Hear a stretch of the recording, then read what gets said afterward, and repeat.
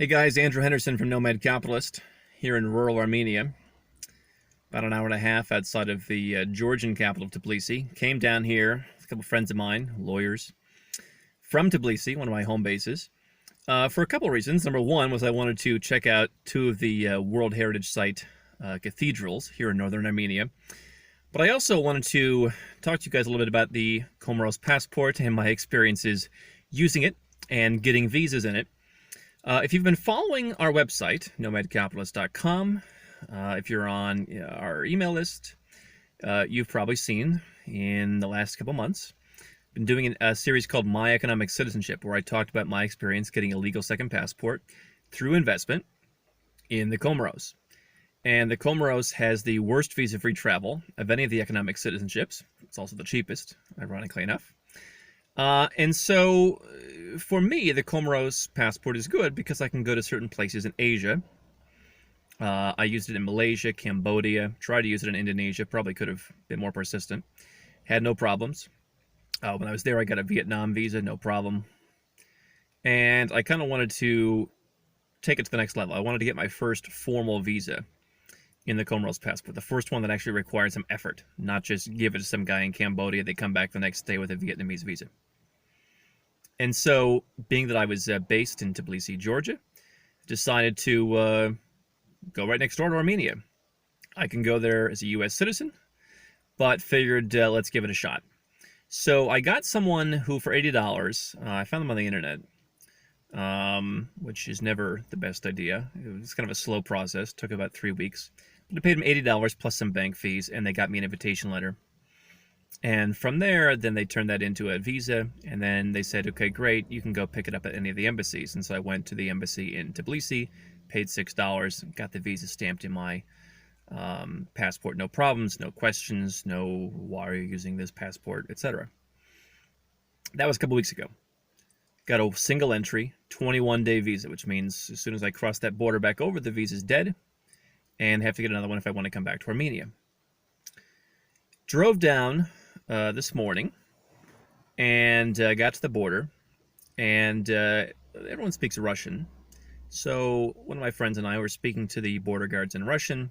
They processed him through, and then they said, well, like, where are you from? It's like, well, this is Comoros Passport. And they stared at it, and they looked at it for a couple minutes, really.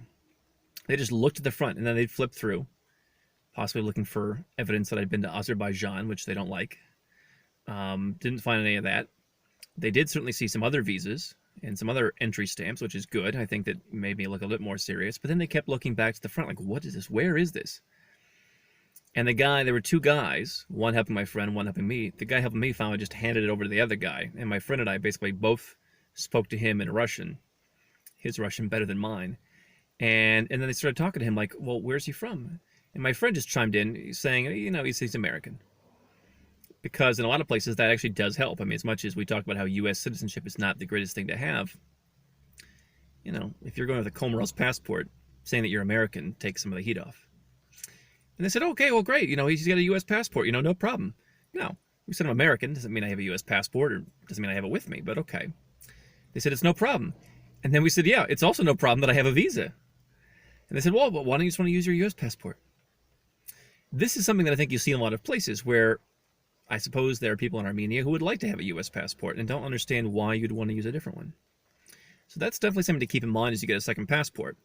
Ultimately, it was no problem. I spent about 10 minutes going through this with them, and they stamped the visa, and I got a nice little stamp, one of the ones with a little car on it that indicates I came by driving in, not by flying in, and I was on my way. And so, no harm, no foul. I'll put up an update when I get back to Tbilisi later in the week and let you know how it went going out. But pretty easy process overall. Probably invested about an hour and a half of my time, excluding the drive down to the embassy, which I would have had to go near there anyway. So about an hour and a half of my time filling out forms, contacting the people, had my assistant pretty much do everything for me. Spent about an hour and a half of my time at about $120 all in to get the visa. And now here I am using it. I do think that having some visas that you use in a second passport does certainly lend an air of legitimacy. And seeing that I wanted to come down here for a day anyway, it made sense to spend the $120 and try it out and let you guys know how it went. Basically, Comoros Passport for the win.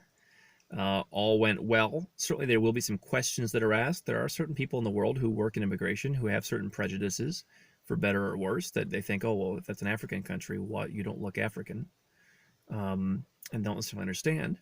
That's something you're going to have to deal with probably no matter what, unless you're getting a second passport in the US or UK or Belgium or something like that. But overall, no problems. Everything went well. If you want to learn more about the economic citizenship process, we have a whole series on it at nomadcapitalist.com. And if you're watching here on YouTube, make sure you subscribe to our channel for more videos on passports and visas and all about the nomad capitalist lifestyle.